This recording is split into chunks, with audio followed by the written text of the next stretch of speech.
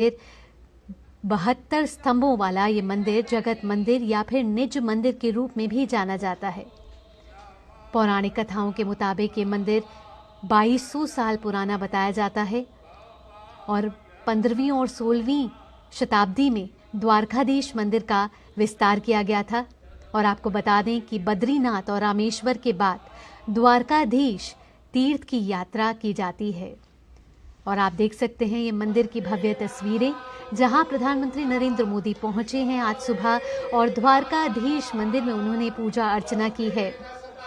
आपको बता दें कि ये मंदिर भारत के गुजरात राज्य के द्वारका शहर में स्थित है और ये जो शहर है द्वारकाधीश जहां मंदिर स्थित है वो गुजरात के जिले जामनगर में पड़ता है।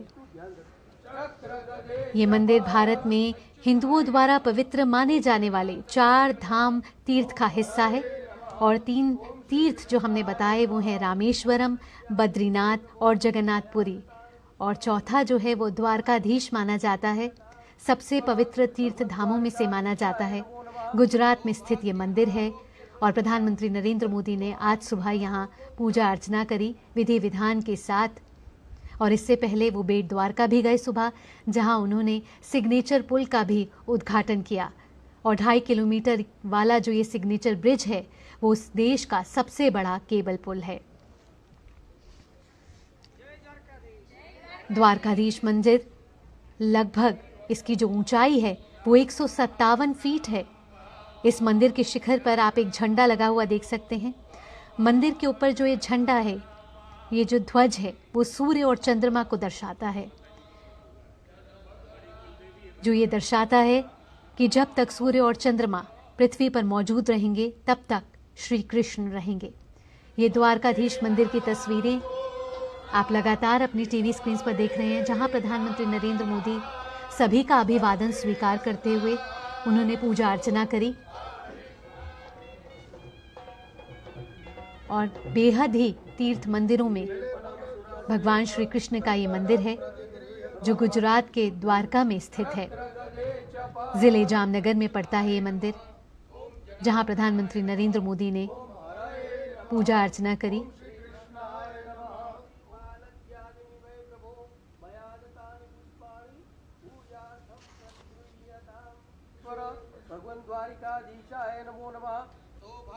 आज प्रधानमंत्री राजकोट भी जाएंगे, जहां एम्स की सौगात देने वाले हैं वो, और अपनी इस यात्रा के दौरान 48,100 करोड़ रुपए की विकास परियोजनाएं राष्ट्र को समर्पित करने वाले हैं। प्रधानमंत्री नरेंद्र मोदी ने आज सुबह ओखा मुख्य भूमि और बेट द्वारका को जोड़ने वाला 2.32 किलोमीटर वाला देश का सबसे लंबा केबल आधारित पुल सुदर्शन सेतु का उद्घाटन किया है। और ये जो तस्वीरें हैं वो द्वारकाधीश मंदिर की हैं, जहां प्रधानमंत्री नरेंद्र मोदी ने पूजा अर्चना करी और सभी संतों ने उनका स्वागत किया। हमारे संवाददाता ज्यादा जानकारी के साथ अश्विनी मिश्र द्वारकाधीश से हमारे साथ जुड़ चुके हैं। अश्विनी, सबसे पहले सिग्नेचर ब्रिज का उद्घाटन किया प्रधानमंत्री नरेंद्र मोदी ने और अब वे द्वारकाधीश पहुंचे हैं और इसके बाद उनकी कई योजनाएं जो हैं वो प्रधानमंत्री नरेंद्र मोदी आज राष्ट्र को समर्पित करने वाले हैं।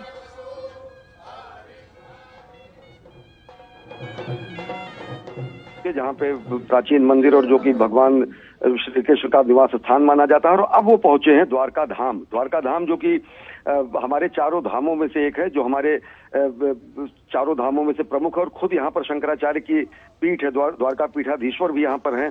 भगवान श्री कृष्ण का ये बेहद विश्व विख्यात मंदिर है। प्रधानमंत्री नरेंद्र मोदी पहुंचे और उन्होंने पूजा अर्चना की भगवान श्री कृष्ण का के मंदिर में।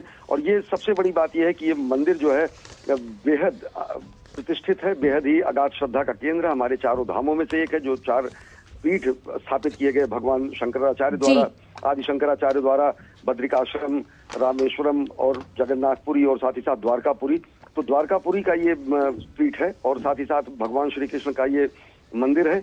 2 मान्यताएं हैं। मान्यता ये है कि भगवान सपरिवार बेट द्वारका में रहते थे, जो कि प्राचीन द्वारका मानी जाती थी, और जो भगवान का शासन काल का स्थान था वो द्वारकाधीश था। द्वारकाधीश मंदिर में जहां पर प्रधानमंत्री नरेंद्र मोदी पहुंचे हैं और उन्होंने पूजा अर्चना की है। और भावना अगर देखें तो सबसे बड़ी बात यह है कि इन दोनों मंदिरों का देश दुनिया के कोने कोने से सनातन धर्म के मतावलंबी और साथ ही साथ अगाध श्रद्धा रखने वाले हिंदू मतावलंबी सब यहाँ पर पहुंचते हैं। और उससे भी बड़ी बात यह है कि यहाँ पर अगर जो नवनिर्माण देखें तो नवनिर्माण भी खुद जबरदस्त तरीके से विकास कार्यों का भी किया गया है। तो विकास और विरासत जिसकी दोनों बातें कही जाती हैं वो जो है यहाँ पर दिखाई देता है। प्रधानमंत्री नरेंद्र मोदी पहुंचे, मंदिर में उन्होंने पूजा अर्चना की और साथ ही साथ शंकराचार्य द्वारका पीठाधीश्वर का उन्होंने उनके प्रति उन्होंने श्रद्धा प्रकट की और खुद द्वारका पीठाधीश्वर शंकराचार्य जी ने उन्हें अंगवस्त्र देकर उनका सम्मान किया। तो विलक्षण क्षण है निश्चित तौर से, अगर देखें एक विकास पुरुष के रूप में और धर्मपरायण प्रधानमंत्री के रूप में, कर्तव्यपरायण प्रधानमंत्री के रूप में और विकास और विरासत को दोनों को लेकर नए भारत के निर्माण में संलग्न प्रधानमंत्री के रूप में आप देखते हैं कि विशिष्ट तरीके से पूजा अर्चना की है प्रधानमंत्री नरेंद्र मोदी ने द्वारकाधीश मंदिर पहुंचकर द्वारका में। भावना अश्विनी, हम देखें तो पौराणिक कथाओं में भी द्वारकाधीश मंदिर की अपनी एक महत्वता है, अपना एक इतिहास है और अपना एक महत्व है। अगर हम बेट द्वारका को देखें तो वहाँ पर भी अपनी एक पौराणिक रचनाएं हैं। अगर हम दोनों मंदिरों को देखें और दोनों के इतिहास को देखें तो किस तरीके से ये मंदिर जो हैं तीर्थ स्थान के रूप में उभरे हैं और लाखों श्रद्धालु जो हैं लगातार यहाँ आके पूजा अर्चना करते हैं। जी भावना, ये हमारे चारों धामों में से एक है द्वारका धाम, द्वारका का ये मंदिर। और साथ ही साथ अगर देखें तो आदिकाल से ही हमारे सनातन संस्कृति के श्रद्धा का केंद्र रहा। चारों धाम करना हर एक सनातन हिंदू मतावलंबी का लक्ष्य होता है। जीवन का के पुरुषार्थों में से निश्चित तौर से जब वानप्रस्थ की स्थिति होती है, जब गृहस्थ आश्रम में व्यक्ति होता है, तब वो पहुंचता है और चारों धाम करता है। चारों धाम की यात्रा किया जाना निश्चित तौर से एक सनातन धर्मावलंबी के लिए बेहद यथेष्ट कार्य होता है। और यहाँ पर शंकराचार्य की पीठ भी है। शंकराचार्य का यहाँ पर शारदा पीठाधीश्वर, यहाँ पर द्वारका पीठाधीश्वर यहाँ पर स्वयं विद्यमान है और इस पीठ की स्थापना भगवान आदि शंकराचार्य ने स्वयं की थी। तो बेहद महात्मा है इस मंदिर का, बहुत ही अगाध श्रद्धा का केंद्र है। भगवान श्री कृष्ण का ये जन्म भले ही मथुरा में हुआ, उनकी बाल्यकाल की स्थितियां जब रही वो मथुरा और वृंदावन में रहा, लेकिन जब भगवान ने अपना शासन स्थापित किया द्वापर युग में तो द्वारकाधीश ही के रूप में जाने गए भगवान श्री कृष्ण और द्वारका पीठ में आज प्रधानमंत्री नरेंद्र मोदी पहुंचे हैं। साथ ही अगर अश्विनी आज के प्रधानमंत्री के कार्यक्रम को देखें, अश्विनी आज के प्रधानमंत्री के कार्यक्रम को देखें तो लगभग 4150 करोड़ रुपए की विकास परियोजनाएं द्वारका में आज प्रधानमंत्री उनका शिलान्यास और लोकार्पण करने वाले हैं आज दोपहर को। जी भावना, प्रधानमंत्री का कार्यक्रम जो है, प्रधानमंत्री 4000 करोड़ से ज्यादा की परियोजनाओं का लोकार्पण और शिलान्यास करेंगे, जिनमें रेल संबंधी परियोजनाएं हैं, जिसमें केंद्रीय सड़क एवं राजमार्ग पर परिवहन मंत्रालय की परियोजनाएं हैं, पेट्रोलियम और प्राकृतिक गैस मंत्रालय की परियोजनाएं हैं। और ये वो परियोजनाएं हैं जो समूचे द्वारका क्षेत्र, समूचे इस द्वारका से लेकर सोमनाथ तक के पूरे क्षेत्र को, राजकोट तक के पूरे क्षेत्र को विकास की नई धारा में जोड़ेंगी। राजकोट में भी प्रधानमंत्री नरेंद्र मोदी का कार्यक्रम है, जहां पर वो देश भर के अनेक एम्स का लोकार्पण करेंगे। मुंद्रा से पानीपत जाने वाली नई पाइपलाइन का वो लोकार्पण करेंगे। तो 4000 करोड़ रुपए से अधिक की परियोजनाओं का लोकार्पण और शिलान्यास अकेले द्वारका में, और इससे ज्यादा कहीं अधिक कई परियोजनाओं का 11 से ज्यादा परियोजनाओं का लोकार्पण और शिलान्यास राजकोट में प्रधानमंत्री नरेंद्र मोदी करेंगे। तो जो मंत्र है देश के निर्माण का, जब प्रधानमंत्री नरेंद्र मोदी विकसित भारत के निर्माण की बात करते हैं तो दो चीजें होती हैं। एक तो हम अपने विरासत को सजोते रहें और विरासत के साथ साथ विकास का जो मंत्र प्रधानमंत्री देते हैं वही चरितार्थ रूप में, जमीनी हकीकत के रूप में, यथार्थ के धरातल के रूप में आज यहाँ पर दिखाई दे रहा है कि प्रधानमंत्री नरेंद्र मोदी द्वारका पहुंचे, इसके बाद राजकोट जाएंगे।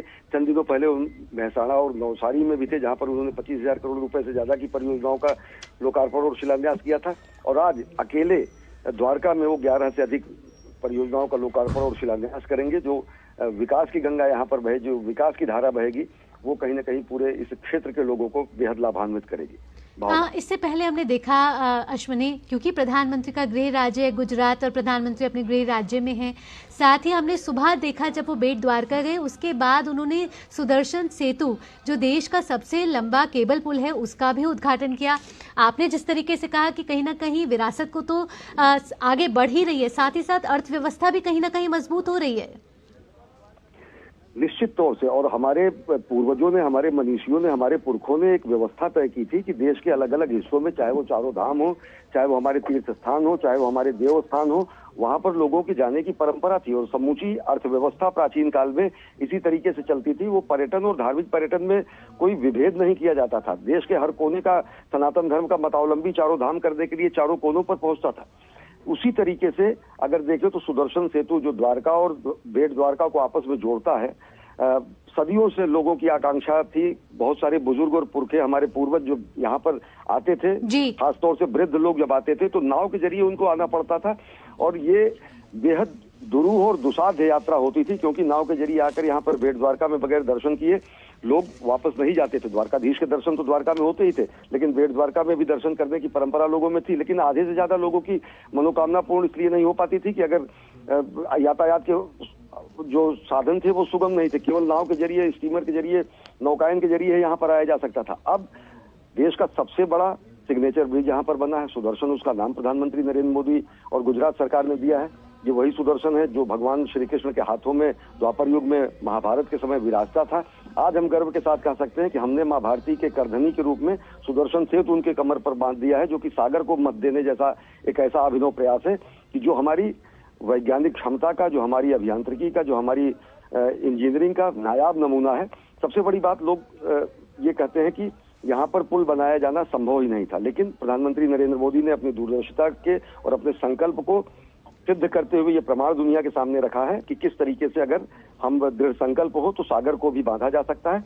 और सबसे बड़ी बात यह है कि इस पुल को यातायात के साधन के रूप में नहीं देखना चाहिए। ये सेतु है द्वारका और पुरानी द्वारका के बीच का, ये सेतु है द्वारका का एक बहुत ही, द्वारका धाम शहर जो है वो बहुत ही अगाध श्रद्धा का केंद्र तो है ही, साथ ही साथ वैभवपूर्ण और विकसित भी है। लेकिन ये बेट द्वारका एक द्वीप सरीखा है, एक आइलैंड है और यहाँ पर बहुत सारी बुनियादी सुविधाओं की कमी थी। लोगों को छोटी छोटी चीजों के लिए, मेडिकल इमरजेंसी की कंडीशन में लोगों को अस्पताल तक पहुंच पाना, बड़े अस्पताल तक पहुंच पाना बहुत मुश्किल का कार्य था। महिलाओं के लिए अस्पतालों की सुविधाएं लेना बहुत मुश्किल का कार्य था। अभी हमने लोगों से बात की तो लोग बहुत आह्लादित हैं, वो प्रसन्न है कि चाहे वो मेडिकल इमरजेंसी की बात हो, चाहे वो एजुकेशनल फैसिलिटी की बात हो, चाहे फिर देश के मुख्य भूमि से जुड़ने का एहसास हो, तो ये यहाँ के लोगों को देश के मुख्य भूमि से तो जोड़ेगा ही, साथ ही साथ यहाँ पर नए अवसर रोजगार के, स्वरोजगार के पैदा करेगा। और सबसे बड़ी बात यह है कि पूरी दुनिया ये देख रही है कि किस तरीके से अपने विरासत के वैभव को समेटते हुए भारत नए भारत का निर्माण कर रहा है, प्रधानमंत्री नरेंद्र मोदी के सशक्त नेतृत्व में। भावना जी अश्विनी, इन तमाम जानकारियों के लिए आपका बहुत बहुत धन्यवाद। तो आप ये ताज़ा तस्वीरें देख रहे थे प्रधानमंत्री नरेंद्र मोदी की, जहां प्रधानमंत्री नरेंद्र मोदी आज गुजरात के दौरे पर हैं और गुजरात दौरे